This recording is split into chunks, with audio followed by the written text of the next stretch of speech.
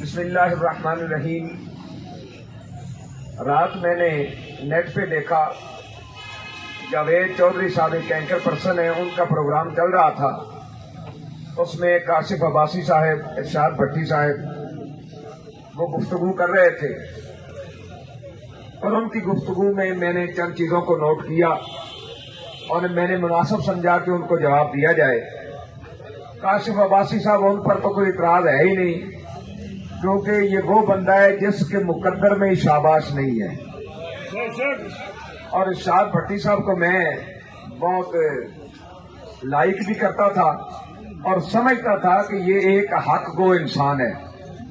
لیکن رات والی ان کی گفتگو، غیر ذمہ دارانہ گفتگو سن کے مجھے بہت تکلیف ہوئی،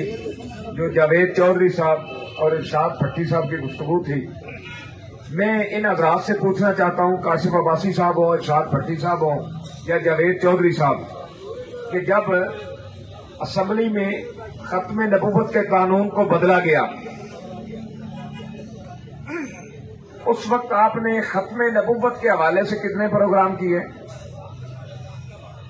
تحریک لبیک یا رسول اللہ پاکستان نے اس وقت 8 لاشیں دے کر اس قانون کو دوبارہ تبدیل کروایا،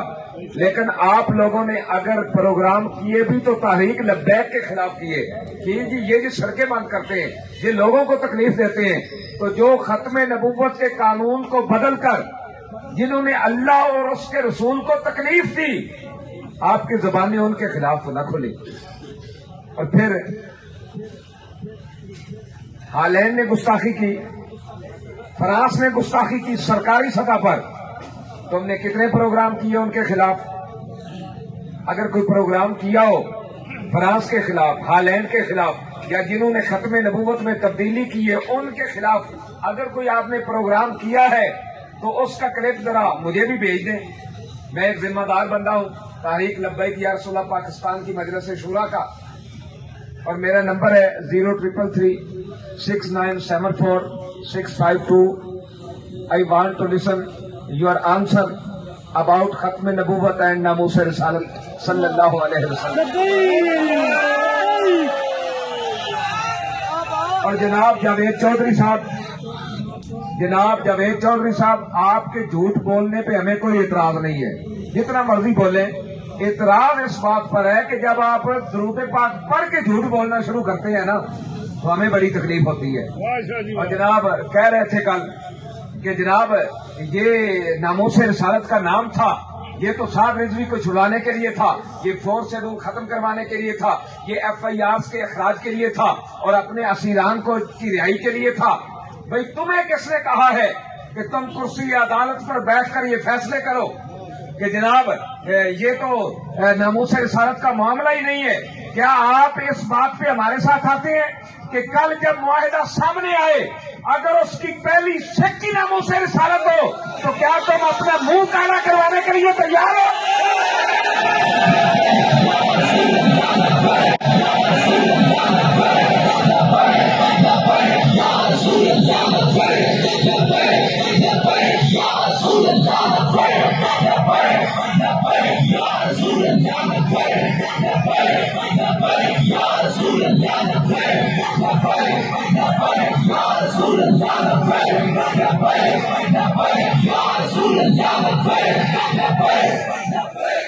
پھر یار جھوٹ کی بھی کوئی حد ہوتی ہے، جھوٹ کی بھی کوئی حد ہوتی ہے۔ خود ہی کہہ رہے ہیں کہ اس معاہدے کو خفیہ کیوں رکھا گیا؟ جب معاہدہ آپ کے سامنے ہی نہیں ہے تو آپ اس پر بحث کیسے کر سکتے ہیں؟ یہ کیسے کر سکتے ہیں کہ جناب ناموس رسالت کا مسئلہ ہی نہیں ہے؟ جب معاہدہ سامنے آئے اس میں ناموس رسالت کا مسئلہ نہ ہو تو پھر آپ بولنے بھی، آپ کے جذبات بھی اچھے لگتے ہیں۔ اصل معاملہ یہ نہیں ہے کہ اس معاہدے میں کیا ہے، جو اصل درد ہے وہ بتاؤ۔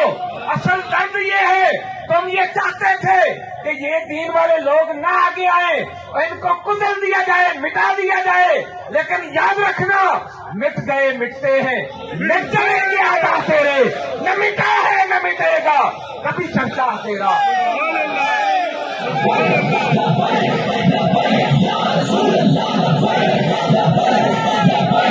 رسول اللہ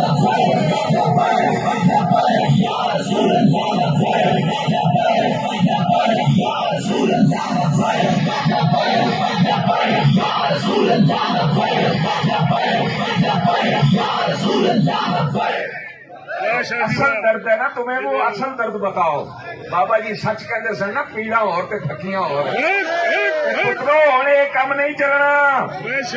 ہاں یہ یاد رکھنا ہونے نہیں چلے گا جب مسجد رحمت للعالمین میں انہوں نے وہاں پر حملہ کیا ہم نے 27 لاشیں اٹھائیں جن ظالموں اور بدماشوں نے گولی چلائی کیا تم نے ان کے خلاف کوئی پروگرام کیا اگر پروگرام کیا تو لاؤ نہ دکھاؤ ہمیں بھی بوکلے کہ ہم نے جنہوں نے یہ ظلم کیا ان کے خلاف یہ جناب بات کی ہے تم نے کوئی بات نہ کی ابھی ہم نے یہاں پہنچتے پہنچتے 16 لاشیں اٹھائی 16 لوگ حضور کی عزت و ناموس کے لیے شہید ہوئے اور میں بار بار تحریک لبیک یا رسول اللہ پاکستان کے پلیٹ فارم سے یہ اعلان کرتا رہا بھائی کہاں ہے پاکستان کا آزاد میڈیا جو کہتا ہے کہ ہم نے آزادی صحافت کے لیے قربانیاں دی ہیں جب کرونا کی بات آئی تو مسجد کی دیواروں کے سوراخوں سے 5-5 10-10 کیمرے لگا کے دیکھتے تھے کہ کہیں نمازی ساتھ تو نہیں کھڑے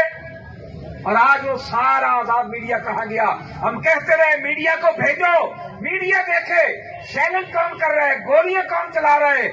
ان نہتے لوگوں پر جن کے پاؤں میں جوتے بھی نہیں ہیں ان پر گولیاں کون برسا رہا ہے لیکن افسوس تم میں سے کوئی نہ آیا کیوں کہ حکومت نے منع کر دیا تھا کہ کدھر انجتے نہیں جناب تگڑے نو ویخ کے ترس آ جانا تے ماڑے نو ویخ کے غصہ آ جانا بھی پھڑیا ہی نہیں جاتا واہ شاہ جی واہ کلمہ تو رسول اللہ کا پڑا ہے نا اور تم پر میرے آقا کی عنایت نہ صحیح ظالموں کلمہ پڑھانے کا بھی احسان گیا کلمہ تو رسول اللہ کا پڑا ہے کہہ رہا تھا جی میں بھی عشق رسول ہوں میں بھائی تمہارے عشق رسول پہ ہمیں کب اعتراض ہے لیکن اپنے عشق رسول کا کوئی ثبوت دیتے ہوئے ختم نبوت ناموس رسالت یا حضور کے خاکے بنے یا پورے پاکستان میں اب سوشل میڈیا پر اودم مچا ہوا ہے رسول اللہ کے خلاف لوگ بکواسات کر رہے ہیں ایک پروگرام تو دکھاؤ جو تم نے کیا ہو تم اس کو عشق رسول سمجھتے ہو جناب پروگرام کے شروع میں درود پاک پڑھا اور درود پاک کے بعد جتنی بھی باتیں کی تھی جھوٹ بکتے رہے کچھ تو خدا کا خوف کرو یار کچھ تو خدا کا خوف کرو جب تمہیں پتہ ہی نہیں ہے معاہدہ کا پھر اس پہ تبصرہ کر رہے ہو اور لاکھوں سلام ہو ان صحافیوں کو جن میں سمیع ابراہیم صاحب ہیں مبشر بسمال صاحب ہیں عارف امیر بھٹی صاحب ہیں اولیاء مقبول جان صاحب ہیں جنہوں نے سخت ترین وقت میں بھی پریشر میں بھی حق کی بات کرتے رہے حق کی آواز اٹھاتے رہے وہ ہمارے خلاف بھی باتیں کی ہوں گی ہمیں اس پر اعتراض نہیں ہے لیکن اس کڑے وقت میں جو بھی ان کے ساتھ ہماری بات ہوئی جو ہمارا انٹرویو لیا انہوں نے من و عن اس کو نشر کیا اور ہم ہی نہیں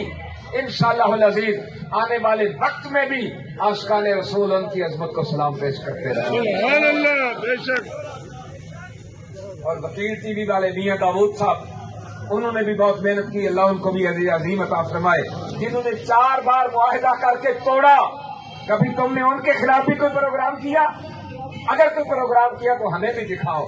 یہ تو نہیں ہے نا باتوں کے ساتھ ہم بھی بھائی ہم تمہارے عشق رسول پر کب اعتراض کر رہے ہیں کب ہم نے کہا تم عاشق رسول نہیں ہو ہاں یہ ہم ضرور کہہ رہے ہیں کہ تم جھوٹ بول رہے ہو